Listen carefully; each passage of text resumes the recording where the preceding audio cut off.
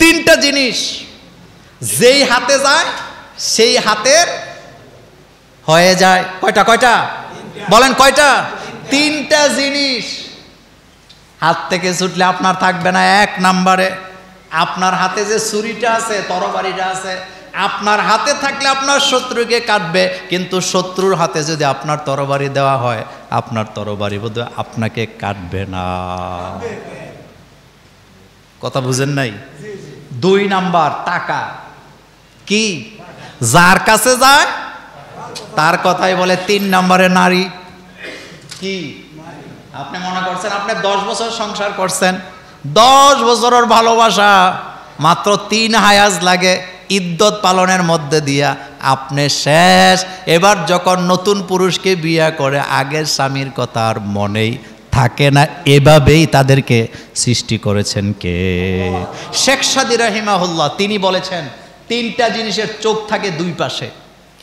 একটা হলো ছুরি, তরবারি, 2 নম্বর টাকা, 3 নম্বর স্ত্রী। কথাকে বুঝতেছেন? যার কাছে যায় তার কথাই কি বলে। এবার হাদিস নেন আমার কলিজার ভাইয়েরা। মারামারি করা যাবে না, তবে কি করবেন শুনেন। রাসূলুল্লাহ সাল্লাল্লাহু আলাইহি ওয়াসাল্লাম হযরতে জাবের রাদিয়াল্লাহু তাআলা আনহু বলেন, বিদায় হজের ঐতিহাসিক ভাষণে রাসূলুল্লাহ সাল্লাল্লাহু আলাইহি ওয়াসাল্লাম বললেন, তোমরা তোমাদের স্ত্রীদের ব্যাপারে আল্লাহর কাছে তাকওয়া অবলম্বন করো, কেননা আল্লাহর আমানতে তোমরা তাদেরকে গ্রহণ করেছ। আল্লাহর বাণীর সাক্ষী রেখে তোমরা তাদের সাথে সহবাসকে বৈধ করেছ। তাদের উপরে তোমাদের অধিকার আছে। তারা তোমাদের গৃহে এমন লোককে প্রবেশ করতে দিবে না যাকে তোমরা পছন্দ করো না, কিন্তু তারা যদি নির্দেশ লঙ্ঘন করে তবে তাদেরকে তোমরা প্রহার করতে পারবা, তবে কষ্ট দেওয়া যাবে না। রাসূল বলেছেন মারা যাবে, দাগ লাগানো যাবে না, মারা যাবে চেহারায় মারা যাবে না, মারা যাবে রক্তাক্ত করা যাবে না, মারা যাবে বড় চাবুক দিয়া মারা যাবে না, মারা যাবে বড় জোর মেসওয়াক দিয়া। কি দিয়া? তো মেসওয়াক কয় হাত? কথা কয় না বাঙালি, কয় হাত? মাইরেন। আর আপনি তো আল এটারে কি হাল চাষ করার সময় একটা আছে, এটারে ভাঙ্গে আরেকটা লয়, বাঁশ লয়। আমি দেখছি এক জায়গায়, ওই যে আপনাদের এদিকে তো ডেকি চলে, আমাদের ওই এলাকায় আবার এমনি মারে যে এটা মুসল বলে। আপনারা কি বলেন? হ্যাঁ, কাইল। আর যেটা ডান্ডাটারে কি কয়? এটা দিয়ে পর্যন্ত বউরে দৌড়ানি দেয়। চিন্তা করছেন? মারা যাবে কিন্তু চেহারায় মারা, কিন্তু শুরুটাই করে চেহারা দিয়া। আমি আপনাদেরকে একটা কথা বলি, স্ত্রীর কাছ থেকে যদি ভালোবাসা পাইতে চান, 1 নম্বরে আপনি ধৈর্যশীল হওয়া লাগবে। সব বাদ দেন, ইগু বাদ, জিদ বাদ, যা পারেন এখান থেকে আদায় করতে যদি নরম থেকে কোনো রকমে করতে পারেন অভাব হবে না। আর যদি তেরামি করেন তাহলে রাসূলের হাদিসে আসছে তাদেরকে বাঁকা হাড় দিয়ে বানানো হয়েছে, এটাকে বেশি সোজা করতে যাও না, তাহলে ভেঙে যাবে, ভেঙে গেলে আমও যাবে সালাও যাবে। একবার যদি বেশি বাঁকা হয় এটাকে আর সোজা করা যায়? বুদ্ধিমান পুরুষেরা কখনো বউরে খেপায় না। আপনার ছেলে, আপনার মেয়ে, আপনার বাচ্চা, আপনার স্ত্রীদেরকে নিয়ে মাঝে মধ্যে বাইরে যাবেন খাওয়ার জন্য, বাইরে ঘুরতে যাবেন, এটা সুন্নাহ। এটা কি সুন্নাহ? আমি আগেই বলছি এই রাসূলের সিরতের উপরে আলোচনা করলে সারা দিন করতে পারবো, এত সময় তো জুমার খুতবায় থাকে না। তবে এই হাদিসটা খুব ভালোভাবে গেঁথে নেন। আল্লাহ রাসূল সাল্লাল্লাহু আলাইহি ওয়াসাল্লাম তিনি বাচ্চাদেরকে অনেক আদর করতেন। আপনি আপনার বাচ্চাদেরকে নিয়ে আপনার তৌফিক অনুযায়ী একটু ঘুরতে যাবেন, মাঝে মধ্যে একটু বাইরে নিয়ে খাওয়াবেন, এতে আনন্দ আছে না নাই? আমি মাঝে মধ্যে যাই। একদিন আমি রেড রুফিনে গেছি, আরেকজন দেখছে খুব বড় মাপের নেতা, তা আমাকে বলতেছে মোল্লা ভাই হুজুররাও হোটেলে যেয়ে খায়। তা আমি কইলাম আমরা যেটা খাই এটা তো হালাল টাকা, আপনার একটা হালাল গ্যারান্টি আছে নি? কয় আপনি সবসময় গোড়ায় হাত দেন। রাসূল সাল্লাল্লাহু আলাইহি ওয়াসাল্লাম বাচ্চাদেরকে কত ভালোবাসতেন। আম্মা জান আয়েশা সিদ্দিকা রাদিয়াল্লাহু আনহা বর্ণনা হাদিস, হযরত আনাস বিন মালিক রাদিয়াল্লাহু তাআলা আনহু থেকে হাদিস বর্ণিত আসছে।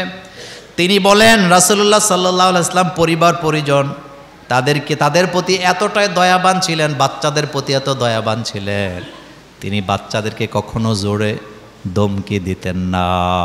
কি দিত না? ধমকি দিতেন না। রাসূল ঈদের নামাজে ইমামতি শুরু করলেন, বুখারী মুসলিমের হাদিস।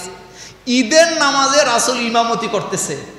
ঈদের নামাজে ছোট সূরা পড়া হয় না বড় সূরা পড়া হয়?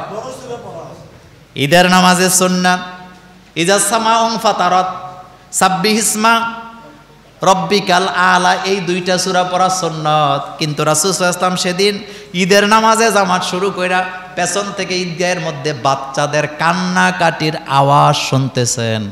এটা শুনেন না আপনারা? শুনেন। আপনাদের ঈদগাহে তো মহিলা আসে না, তাই না? আমি যেখানে পড়াই মহিলারা আসে, বাচ্চার কান্না শুনতে পাই।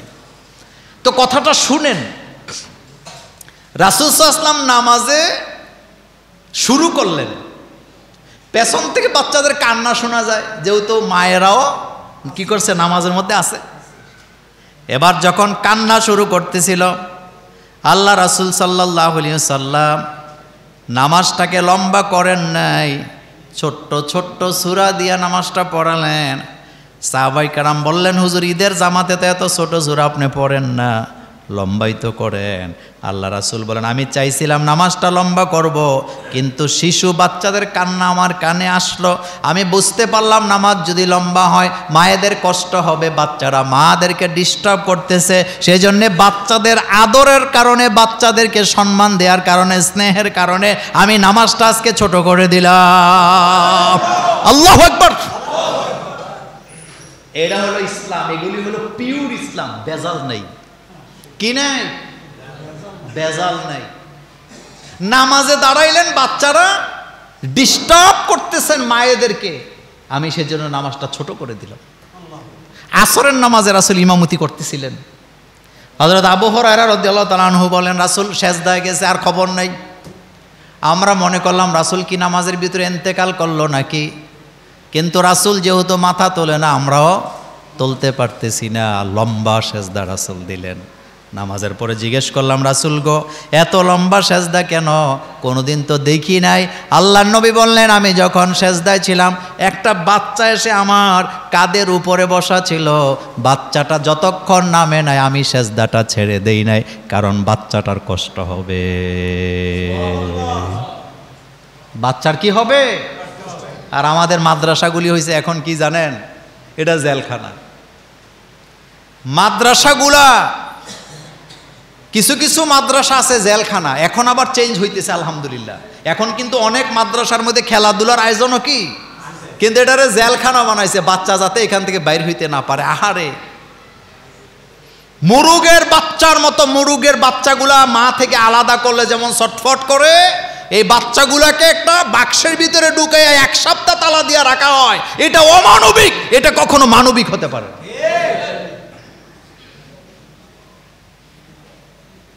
বাচ্চাদেরকে নিয়ে ঘুরতে যাবেন, তাদেরকে আনন্দ দেওয়ার চেষ্টা করবেন।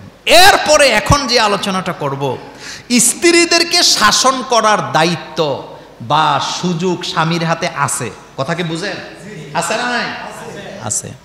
কারণ তারা ভুল করতে পারে, তারা অবাধ্য হতেই পারে। এজন্য আল্লাহ পাক বলছে, অবাধ্য হয়ে যায় যদি, তোমার কথা যদি না শোনে তাদেরকে তুমি শাসন করতে পারবা। তো শাসনটা কি শোনেন? আল্লাহ বলছে, অয়জুহুন্না ওয়াজরহুন্না ওয়াদরিবহুন্না। প্রথম কথা হলো ওয়াজ করবা, তাদের কানের কাছে বৈশা বৈশা তুমি তাকে বুঝাইবা, হাদিস বুঝাবা, কোরআন বুঝাবা, তাকে ভালো ভালো নসিহত করবা। আর এখন বর্তমানে স্বামীর নসিহত করার সুযোগ নাই, সারা রাত জ্ঞানর আছে না না।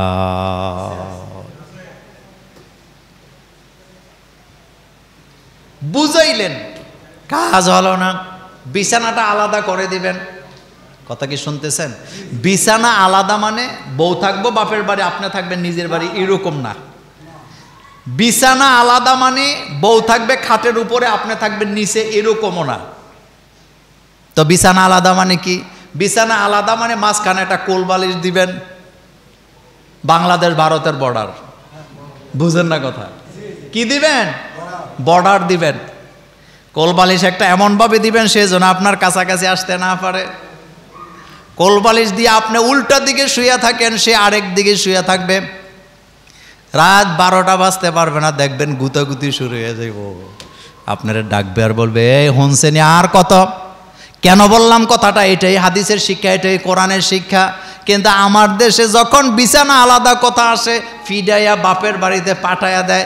নিশ্চিত থাকেন আপনি, আপনার স্ত্রীকে যদি আপনি পিটাইয়া বাপের বাড়িতে 6 মাস রাইখা দেন, স্ত্রী জাত এমন জাত, আমার কলেজের ভাইয়েরা 6 মাস যদি দূরে থাকে আপনাকে ভুলে যাওয়ার সম্ভাবনা আছে না? না।